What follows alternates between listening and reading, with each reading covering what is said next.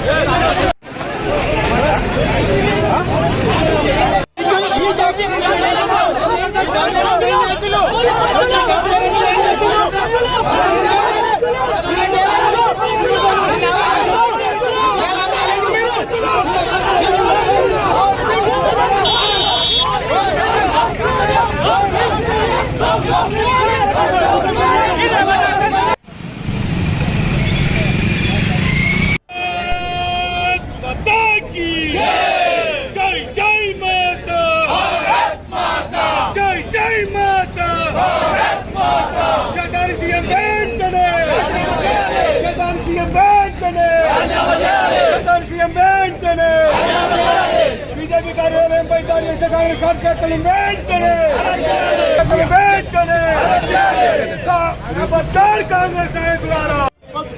నాయకులారా BJP party కార్యక్రమాలను వెంటనే బీజేపీ రాష్ట్ర కార్యాలయంపై దాడి చేసిన వాళ్ళను వెంటనే బీజేపీ రాష్ట్ర కార్యాలయంపై దాడి చేసిన వాళ్ళను వెంటనే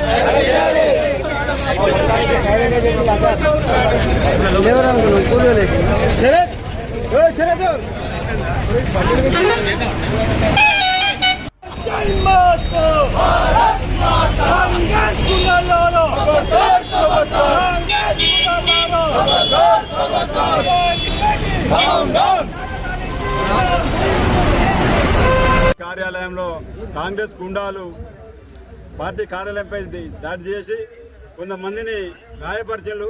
దీనిని యొక్క కాంగ్రెస్ పార్టీ రేవంత్ రెడ్డి యొక్క పరిపాలనకు ఈ యొక్క మత్తు తునకలాగా ఇవన్నీ కాంగ్రెస్ యొక్క ప్రోత్సహించి గుండాలగా ప్రోత్సహించి కార్యకర్తలను బీజేపీ కార్యాలయం మీద పంపించింది.